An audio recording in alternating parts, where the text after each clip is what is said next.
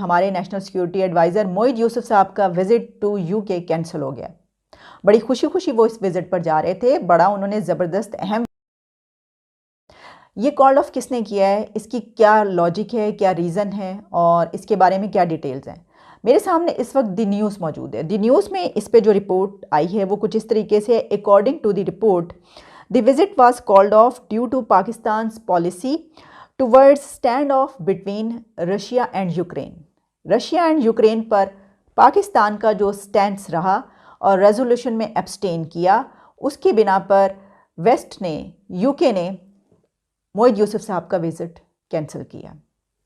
अब देखिए, अब ये उनका क्या स्टैंड आएगा वो भी हम ज़रूर बताएंगे कि क्या वो कुछ दिन के बाद जा रहे हैं, ऐसा क्यों हुआ। लेकिन अभी तो हमारे सामने जो रिपोर्ट्स हैं उसमें ये नज़र आ रहा है और ये कोई अनएक्सपेक्टेड नहीं है। इसकी वजह ये है कि जब से हमने उस यूएन रेजोल्यूशन में एब्सटेन किया है, हम ये बात कर रहे हैं कि ऐसा कुछ होगा, वेस्ट गुस्सा दिखाएगा और सारा नज़ला और गुस्सा जो है वो कमज़ोर पर गिरता है। क्योंकि एब्सटेन करने वाले तो 35 कंट्रीज़ हैं, लेकिन उसमें कुछ कंट्रीज़ बहुत स्ट्रॉन्ग हैं, जिनकी इकॉनमी स्ट्रॉन्ग है, जो अपने कदमों पर खड़े हैं, जिनसे उनके एग्रीमेंट्स हैं, जिनके उनसे बिलियंस डॉलर्स की ट्रेड होती है। One of those countries is India. India किसी से उनसे बहुत बड़े बड़े एग्रीमेंट्स हैं उनके साथ।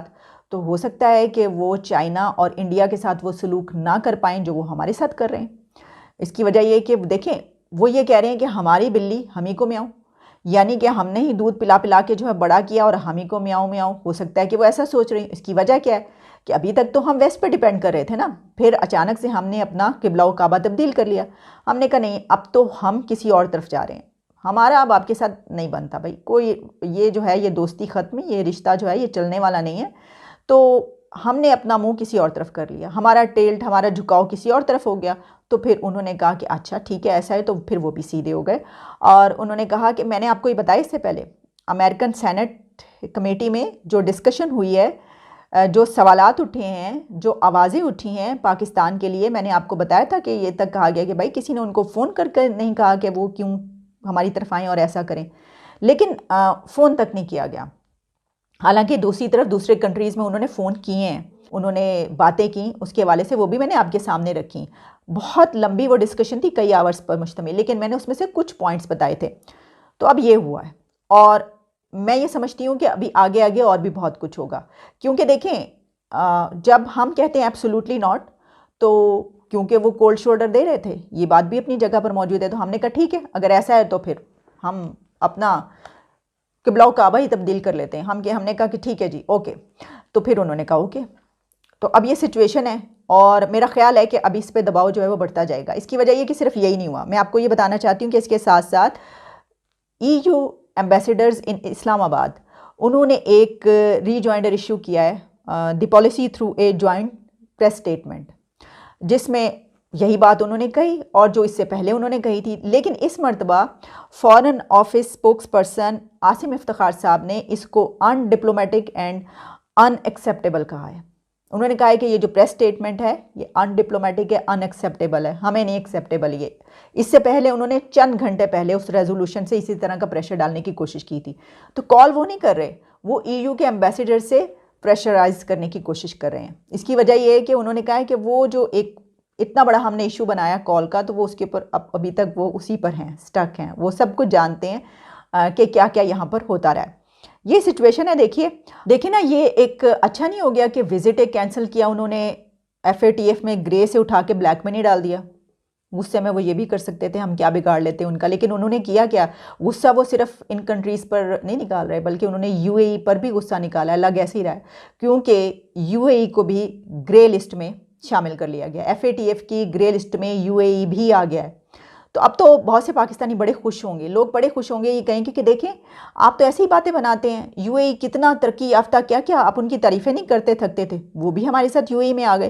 तो देखिए कितनी, ये तो फिर खुशी की बात है कि चले हम अकेले नहीं रहे। हम तो पहले खुश हो रहे थे कि शुक्र है कि हम ब्लैक लिस्ट में नहीं गए, हम ग्रे लिस्ट में ही हैं, ये क्या कम बात है। तो अब तो एक बड़ा मुस्लिम कंट्री, यानी कि जो बड़ी एक इस वक्त ज़बरदस्त लाइफस्टाइल के लिए मशहूर है, वो भी इस ग्रे लिस्ट में शामिल हो गया हमारे साथ। अच्छा, अगर आप वो लिस्ट उठा के देखें ना, जो ग्रे लिस्ट में है, तो पूरी लिस्ट में ग्रे लिस्ट वाले मैक्सिमम कंट्रीज़ मुस्लिम कंट्रीज़ हैं। पता नहीं ऐसा क्यों, हालांकि हम तो अखलाकियात में बहुत कमाल हैं। आई हैव नो आइडिया ऐसा क्यों है। लेकिन ये है कि ज़्यादातर मुस्लिम कंट्रीज़ हैं, मुसलमान कंट्रीज़ हैं, हालांकि इतने ऑनेस्ट हैं ना हम, तो किरदार में कितना हमारा किरदार अच्छा होता है, लेकिन ग्रे लिस्ट में सब ऐसे ही हैं। अच्छा, यूएई के लिए ग्रे लिस्ट में कुछ मामलात हैं, यहाँ जैसे लॉन्ड्रिंग का मामला है, फिर वहाँ पे पैसों की लेन देन जो है, बहुत सारे ऐसे मामलात हैं। दहशतगर्दी के ऊपर जो फाइनेंसिंग है उसका भी उन पर मामला है। अगर इसका था कोई डिस्प्यूट तो फिर तो मेरा ख्याल है कि सऊदी अरेबिया पे भी कुछ ऐसा नहीं होना चाहिए था। पाकिस्तान में फ़िरका वाराना जो फसादात हैं उसके ऊपर तो काफ़ी पैसा खर्च होता रहा ना, यहाँ पर फंडिंग होती रही है। इससे याद आया कि जो शेख रशीद साहब हैं वो ये कह रहे हैं कि जो वो तह तक पहुँच गए हैं, वो जो हमला जिन्होंने किया वो तह तक पहुँच गए हैं उनकी, उन्होंने कहा हमने पकड़ लिया, हम पहुँच गए हैं। अब मुझे पता है कि वो ज़मीन के अंदर से तह से क्या निकालेंगे, पहले से ही हमें पता है। ज़मीन के नीचे तह से निकलेगा कि बैरूनी साजिश है जिसके पीछे या तो टीटीपी है या दाइश है और या फिर इंडिया है, यही निकलना है इसमें से, ये हमें मालूम है। लेकिन हम जब ये बात करें तो साथ ही हमें ये भी पता चला कि वो जो अफ़गानिस्तान गंदम गई, कोई कह रहा था कि अफ़गानिस्तान जो वीट पहुंची है पाकिस्तान की तरफ से वो ख़राब है, कीड़ों वाली है। तो इसमें कौन सी नई बात है, इसमें इतनी हैरानी की क्या बात है? आपको याद नहीं फैसल रज़ा आबदी कितने अरसे तक वो प्रोग्राम में बैठ कर अभी तक वो ये कह रहे हैं कि पाकिस्तानी हुकूमत ने जो गंदम मंगवाई यूक्रेन से, जो वीट आई है, जो हमारे आम लोग खा रहे हैं, इनको जो खिलाया जा रहा है वो कीड़ों वाली है वीट जो खा रहे हैं।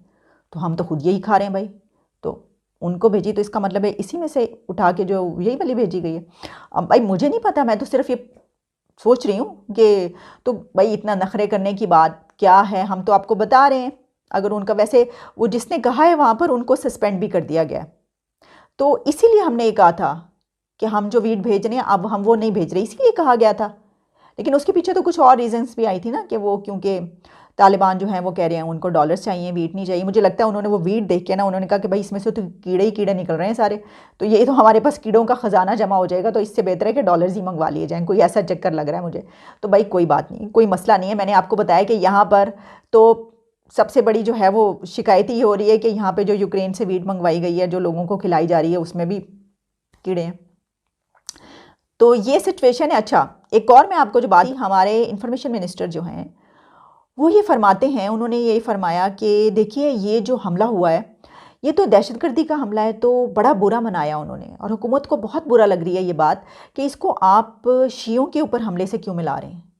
अच्छा, मुझे बड़ी हैरानी है, सवाल ये है कि अगर शिया मसलक से ताल्लुक़ रखने वाले लोग ये कहेंगे कि हमारी मस्जिद पर हमला हुआ है, ये हम पर हमला हुआ है, तो आप उनकी ज़ुबानों को कैसे रोकेंगे? आप उनके मुंह पे टेप लगा देंगे, जिप लगा देंगे कि नहीं आपने ये बात नहीं कहनी कि आपके ऊपर हमला हुआ है। अगर हम थोड़ा सा ज़रा पास्ट में जाएं तो जो शिया हज़ारा कोयटा में हैं उनके ऊपर जब हमले होते रहे तो क्या कहा जाता रहा, हर जगह पर जो पब्लिश होता है और जो कहा जाता है वो क्या है कि कोयटा में शिया हज़ारा पर हमला हुआ है। तो यहाँ पर अगर एक इमाम बारगाह पे हमला हुआ है तो उसमें हुकूमत को इतना बुरा ये क्यों लग रहा है, मुझे तो इस चीज़ की समझ नहीं आ रही बिल्कुल, कि क्यों इतना माइंड कर रही है हुकूमत के वहाँ पर जो है वो, आप इसको ये क्यों कह रहे हैं कि शियों पर हमला हुआ है, आप इसको ये बोलें कि ये हमला जो है दहशतगर्दी का हमला है। भाई हम ये नहीं कह रहे कि हमें ये पता चल गया कि इसने हमला करवाया है, दहशतगर्दी का हमला, यकीनन दहशतगर्दी का हमला, लेकिन अगर शियों की बारगाह पर हमला हुआ है तो हो सकता है कि ये फ़िरका वाराना हमला हो और किसी एंटी शिया ग्रुप ने करवाया हो, ऐसा क्यों नहीं हो सकता? तो बड़ी अजीब सी बात है। और मैं आपको ये बताना चाहती हूँ कि इसके ऊपर तो बड़ा गुस्सा कर लेते हैं, हुकूमत बड़ी वो कर लेती है कि ओहो ये क्या कर दिया, हमें बदनाम करने के लिए किया जा रहा है ये सब कुछ। लेकिन जो यहाँ पे खुले फिर रहे हैं, जो मुंह भर भर के दूसरों को काफिर गद्दार कहते हैं और शियों को काफिर कहते हैं, तो उनको आप नहीं पकड़ते, उनको नहीं पकड़ा जाता। वो बिल्कुल, अभी तो मैं एक बिल्कुल छोटे मोटा मौलवी जो है उसकी बात आपको सुनवा रही हूँ, जिसकी कोई हैसियत ही नहीं है, औकात ही नहीं है, मैं उसकी बात आपको सुनवा रही हूँ कि वो क्या क्या कह रहा है और खुला फिर रहा है। इससे तो कहीं बहुत बड़े बड़े ऊपर इससे कहीं ज़्यादा बातें करते हैं और वो भी खुले फिर रहे हैं, लेकिन मुंह बंद करवाए जा रहे हैं कि देखिए नहीं नहीं नहीं ये तो दहशतगर्दी का वाक़या है। तो हम कब कह रहे हैं दहशतगर्दी का वाक़या नहीं है? तो दहशतगर्दी क्या ये शियों पर नहीं हो सकती? होती तो है, वाक़यात ऐसे